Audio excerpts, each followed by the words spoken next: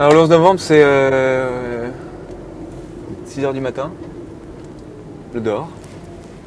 Et puis je suis réveillé par un espèce de vacarme en bas dans la maison. Et puis j'entends des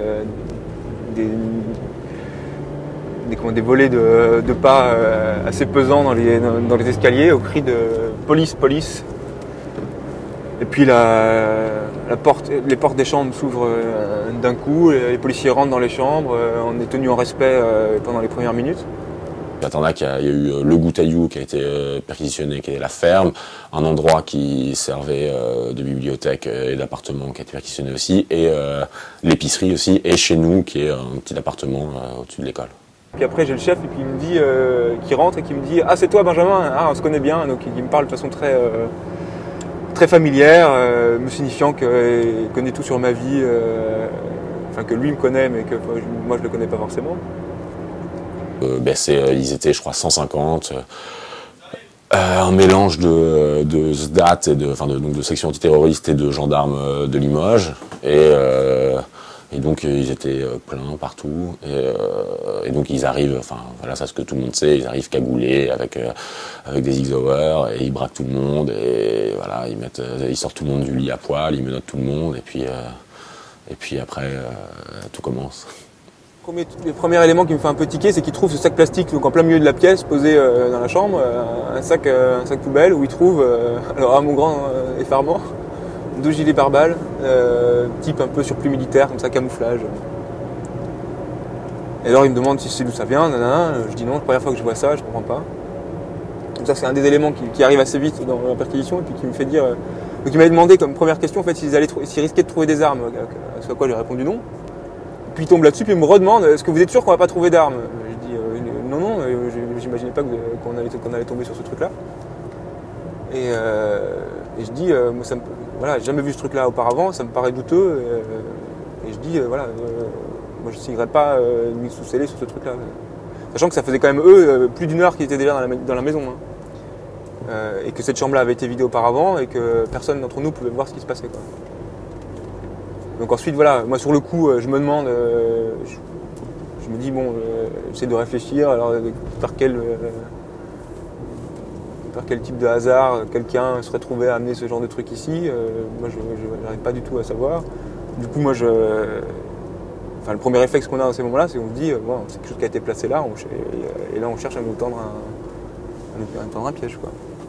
Ici, Elsa et Bertrand, qui sont 2 des co-inculpés, font de l'escalade, et donc ils tombent sur un baudrier, et ils sont là, ah, c'est à qui, c'est quoi? Et donc les autres leur montrent que sur le baudrier, il y a la petite carte Club Alpin Français, au nom de Bertrand ou d'Elsa, je sais plus. Et donc oui, c'est à lui, oui, ils font de l'escalade, ils sont inscrits à un club d'escalade. Et pareil, ils étaient super contents de leur prise, ils ont gardé les trucs, etc. Ils ont plus du tout de matériel d'escalade maintenant. Et voilà, donc tous les trucs qui ont été, enfin quand on regarde, après évidemment quand on lit ça dans la presse, on a toujours tendance enfin j'imagine d'un point de vue extérieur, à penser que c'est effectivement des choses un peu accablantes. Quand on était là pendant les perquisitions et quand on sait d'où émane chacun des objets, c'est vraiment, ça nous a fait plus rire qu'autre chose en fait. Et donc je fais le tour des chambres avec eux, du grenier, on fait chaque pièce une par une, donc ils épluchent, ils sont toujours 2 ou 3 par pièce et ils épluchent tout ce qu'ils trouvent, quoi. Ils fouillent les sacs, ils ouvrent les meubles, ils fouillent dans les tiroirs, ils épluchent tous les tas de papiers qu'ils trouvent. Et là je comprends petit à petit ce qu'ils cherchent vraiment. Donc ils s'intéressent plus particulièrement à toute la documentation politique. Donc ils font un tri assez rapide, avec un peu un travail avec mots-clés, quoi. Donc dès qu'il y a quelque chose qui s'approche de anarchiste ou autonome, ou qui parle de manifestation, ils s'intéressent aussi au texte interne. Alors par exemple on a des procès-verbaux de réunions de l'association, des textes par rapport au lieu lui-même, et ça ils les auscultent d'un peu près pour voir si ça les intéresse ou pas. Et donc ils prennent chaque pièce, et chaque pièce ils fouillent chaque centimètre carré. Dans certains endroits, ils mesuraient la taille des escaliers, des machins, pour voir s'il n'y avait pas des caches ou des machins. Donc c'est vraiment, enfin je sais pas combien de temps ça a pris, ça prenait des heures et des heures, quoi. Ils regardent vraiment absolument tout, quoi.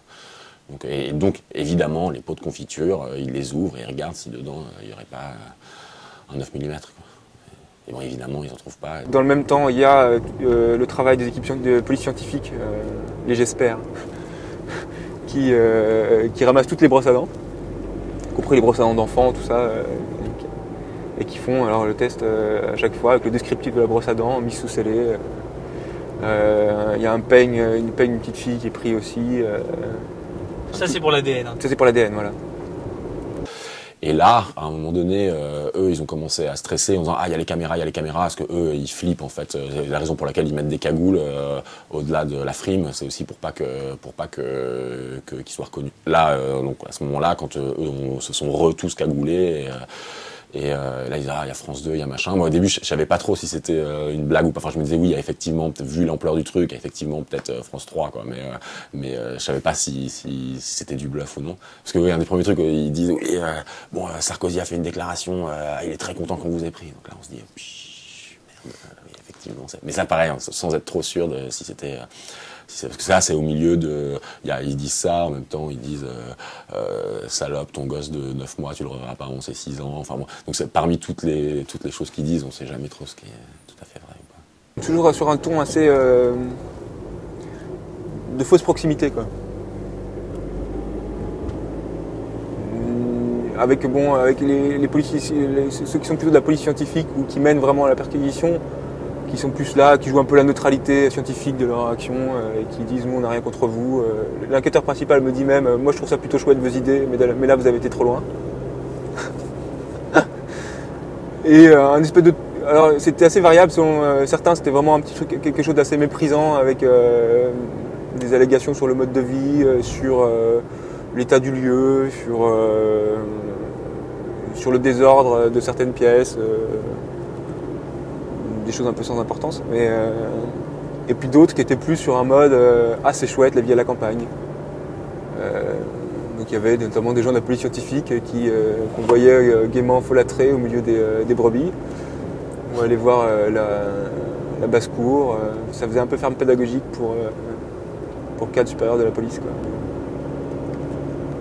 Et puis ensuite, c'est l'équipée sauvage jusqu'à Paris, à 160, 180 sur l'autoroute, les 6 voitures qui suivent et qui foncent pour nous amener à Levallois-Perret, donc dans les locaux de la DCRI.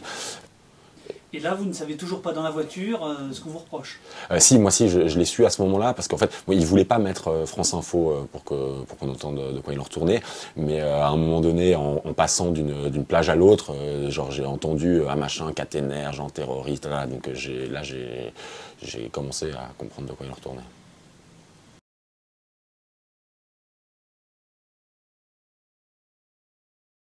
On sort, on nous cache le visage quand on sort, donc on ne voit pas d'où on nous amène. Et on entend des phrases qui disent « Faites attention que ces deux-là ne se voient pas ». Donc là, on devine qu'il y a d'autres gens qui sont ratés. Donc on est emmené dans une espèce de bâtiment préfabriqué qui contient des cellules de garde à vue tout à fait futuristes. On a l'impression d'arriver sur on va voir Spock à l'entrée du vaisseau, quoi. Et là, je vois une série de cellules avec c'est des espèces de box en verre, quoi, vraiment, avec des néons très éblouissants, tout en plastique, et des stores qui peuvent baisser de l'extérieur. Il y a une caméra, qui vous filme en permanence. Enfin, je l'ai dans le même truc de garde à vue que Benjamin. Ouais, donc on est filmé, on ne peut pas se laver. Quand on a refusé son ADN, on n'a plus de caleçon. et on attend. Évidemment que l'intérêt de cette mise en condition, c'est qu'on perd tout rapport au temps, etc. Et on ne sait jamais trop combien de temps on a dormi, si c'était 30 secondes ou 2 heures. Voilà. Et donc c'est assez difficile d'évaluer le nombre d'heures d'interrogatoire, mais je pense que ça devait être à peu près 8-10 heures par jour, à peu près, quoi. Au début, il y a vraiment des éléments de bluff qui disent voilà, on sait tout sur toi, et puis en plus, de toute façon, les autres sont en train de t'enterrer, donc tu as plutôt intérêt à parler. Bon, parce que je ne croyais pas une seconde, hein, et donc moi, j'essayais de les pousser à me donner des éléments matériels, quoi, ce qu'ils auraient fait s'ils voulaient vraiment me coincer sur quelque chose, quoi. Et ce qui était évidemment ce qui était le plus pénible, c'est que l'isolement sensoriel, etc., il rend complètement marteau. On n'a qu'une hâte, c'est de sortir. Sauf qu'évidemment, le moment où ils nous sortent, c'est pour aller nous interroger et là passer à un autre style de pression et d'usure. Et ils m'ont dit, à un moment, oui, c'est vrai que pour vous, on n'a pas d'éléments, ni même d'éléments d'observation. certifiant que vous avez participé à des actions violentes. Alors ça, au bout de 40 heures de garde à vue, hein, où il essaie de me cuisiner pour que je dise quelque chose, l'enquêteur me dit, bon, effectivement, quant à vous, on n'en a pas, mais alors du coup, ils essaient de me faire parler sur les autres. Dans la plupart des trucs dans les médias qui sortent, on voit bien l'espèce de pathos qu'on voudrait en voir ressortir. C'est les pauvres jeunes petits bourgeois qui se font martyriser par la police. Mais voilà, on est en 2008, on sait que c'est comme ça que ça se passe, on sait que c'est Julie Lescaut Empire, on sait que tous les trucs du bon flic, mauvais flic, je suis super sympa avec toi, et puis après je te menace, c'est des trucs évidemment, enfin, il n'y a pas du tout à s'en étonner, il n'y a pas du tout à faire de. Moi, je trouve vraiment s'indigner de ça, c'est vraiment, c'est un jeu de dupes, quoi. Enfin. Qui ne sait pas que ça se passe comme ça? Alors, en antiterrorisme, évidemment que ça se passe comme ça. C'est leur travail, c'est des fonctionnaires, ils sont payés pour faire ça, ils se lèvent le matin pour faire ça. On sait très bien ce que ça représente, ce que ça signifie, quoi. Et donc comment ça s'applique. Et donc oui, effectivement, ils utilisent le fait qu'on ait un jeune enfant de 9 mois pour nous mettre la pression dessus. C'est ce qui serait étonnant, c'est qu'ils le fassent pas. Non ?